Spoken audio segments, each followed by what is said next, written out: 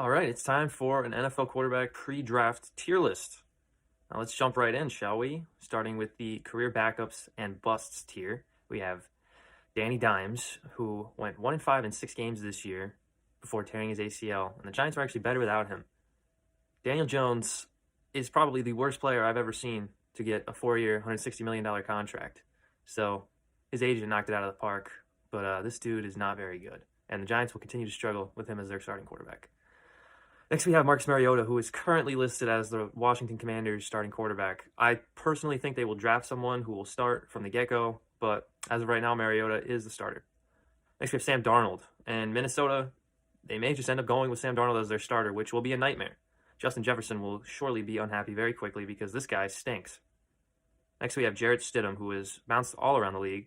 He was not good in New England, he was not good with the Raiders, and he's not going to be good in Denver. Hopefully they can draft somebody as well because Sean Payton is definitely running out of patience. And finally, we have Bryce Young. Usually I don't like to judge players this quickly. He's only played one season, and he didn't have much talent around him, but he was so bad. He just looks small. He's not a spectacular athlete in any way.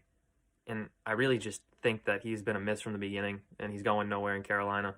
Up next, we have the low-end starters, starting with Aiden O'Connell, who had not exactly a promising first year, but the Raiders turned things on toward the end, and he wasn't terrible. So give him another year, see what he's got. And then we have Jacoby Brissett, who is currently the Patriots starting quarterback, but again, they will probably draft somebody who will probably start from the beginning. So he will probably be a backup, but he is quality backup, I will say that. Then we have Geno, who has been up and down, and the bottom line with Geno is you're not going anywhere with him. You'll stay afloat. You can go 500, but you're not going to do much better than that. You're not going to make any noise with Geno.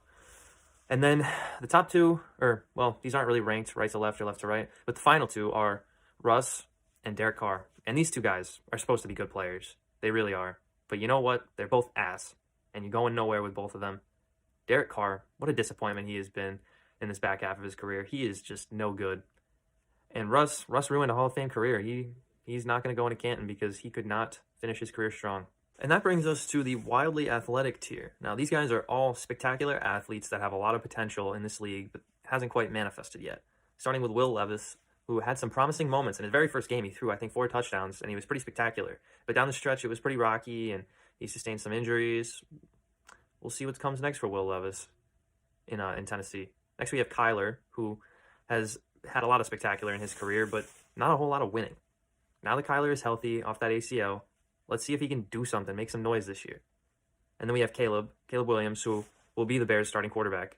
And I'm not ready to say that he is Patrick Mahomes 2.0, but he's got a lot of spectacular ability and a lot of similarity. And the Bears could really be good this year, but it's all contingent on Caleb. And then Justin Fields, we've all seen his running ability. It's spectacular, and he has a cannon for an arm, but he's got to settle down and figure things out. But he has all the tools necessary to be a good quarterback in this league. So maybe he has a future in Pittsburgh. And finally, Anthony Richardson, who had a spectacular little stretch, especially fantasy football, before he destroyed his shoulder, unfortunately. He needs to learn how to be more careful when running, get down, avoid the hits, and he can be pretty incredible between his legs and his arm. He's got it all. All right, moving on to the next tier, we have lower mid, which is quality quarterbacks who can win playoff games, they can make Pro Bowls, but I just don't think they're quite as good, quite as consistent as some of the other quarterbacks further up on the list. So starting things off, we have the pedophile himself, Deshaun Watson, who has had an up and down career in Cleveland. He got paid so much money, and he hasn't been able to stay healthy, and he hasn't been consistently good when he's been healthy. But I really do believe that he can put together a good season from beginning to end and go on a little playoff run with this team. I really think he has it in him somewhere, I think. Then we have Purdy, Brock Purdy, and I still think he's limited. I think he and Baker are pretty close. But how do I criticize what he's done up to this point? All he does is win, except the Super Bowl. And then Baker, who I thought was a career backup, and then he played this year really well. He was a Pro Bowler, he won a playoff game, and it looks like he found himself a little home in Tampa Bay. He got a nice little contract, so keep doing what you're doing, Baker. I don't think you're going to do anything crazy, but shit, better than I thought. Trevor Lawrence. Trevor had a disappointing year. The expectations are just so high for Trevor. He's better than what he did this past year, and I think that down the road he's going to prove that.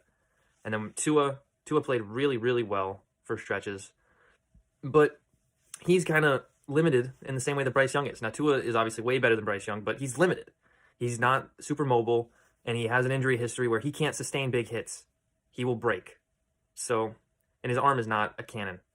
So Tua is just not quite in that upper echelon. And then Herbert and Trevor Lawrence have all the tools to be elite. Herbert didn't stay healthy, and he didn't play super well. Maybe Harbaugh can help elevate him. He lost Keenan Allen, so that's going to be really tough as his favorite target right there.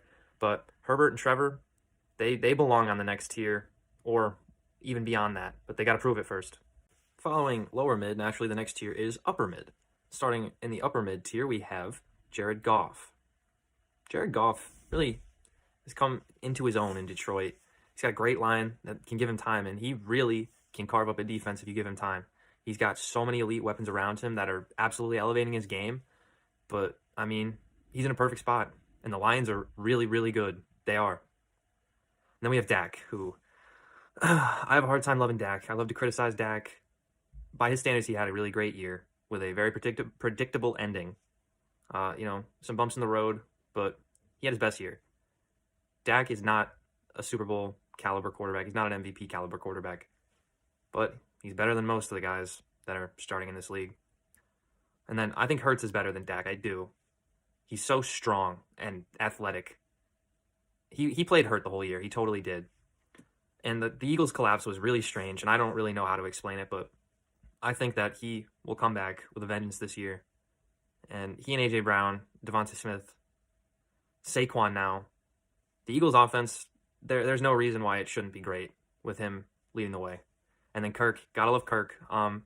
Kirk has been so underrated for so long by people. He hasn't been paid like he's been underrated, but he's never gotten that love, and I think he's finally starting to get that love as just a good dude and a really solid quarterback. He can make every throw. If you give him time, he will come through. Kirk Cousins with the Falcons, Drake London, Kyle Pitts, Bijan, decent line. Good things are going to happen. All right, we're getting toward the end here. We got the Rocket Arm Vets. We got Rodgers and Stafford, two guys with cannon arms. Rodgers obviously coming off an Achilles. Rodgers is somebody that I am typically very critical of, but I mean, his arm talent speaks for itself. He is spectacular.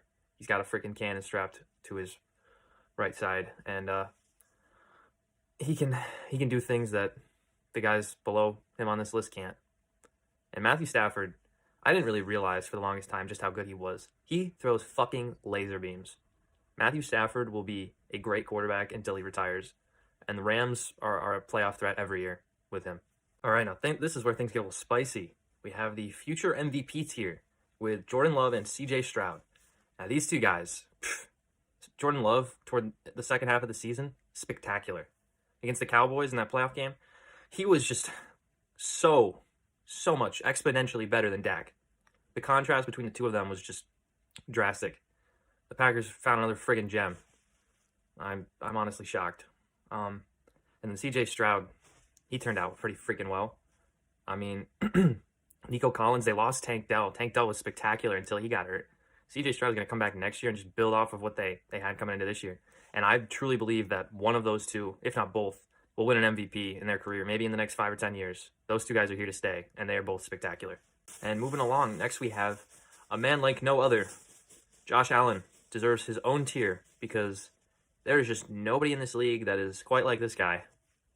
I think he is probably the most physically gifted quarterback in the NFL currently, and one of the most physically gifted quarterbacks of all time. However, his decision-making is not good. Leaves a lot to be desired. He gets in his own head. You can hear these Josh Allen interviews, these sound bites where he just sounds anxious. He sounds uncertain. He doesn't sound confident. And that's not what you want in your quarterback. And he really just can't get over the Mahomes hump. He can't do it. And I'm not sure if he ever will. But he is better than everybody below him on this list. And I think Josh's biggest problem is that he just doesn't quite believe in himself as much as someone like Mahomes does. All right, we have reached the second to last tier. And it's called second best because one of these two guys is the second best quarterback in the NFL. I'm not quite sure which one it is because Joe Burrow is the only guy who has ever beaten Mahomes in the playoffs other than Tom Brady. He's got ice in his veins like no other, and he's got these winning intangibles where it happens around him. He makes it happen. He does what he needs to in the big moments, and the guys around him are inspired by him, and they rise up because of him. And then there's Lamar, who is a spectacular athlete, 2 MVPs under his belt, but in the playoffs, he has not been the best. He played great against the Texans, but the Chiefs shut his ass down. So, one of these two guys is second best. I'm not exactly sure who it is. I probably lean Joe because of the playoff performances, but there's a huge gap between this tier and the last one. And finally, we have the duh tier, because this is so obvious. And if you don't understand or don't agree, then you are stupid. Thanks for watching. Leave a like if you learned something, and subscribe if you want to see more content like this.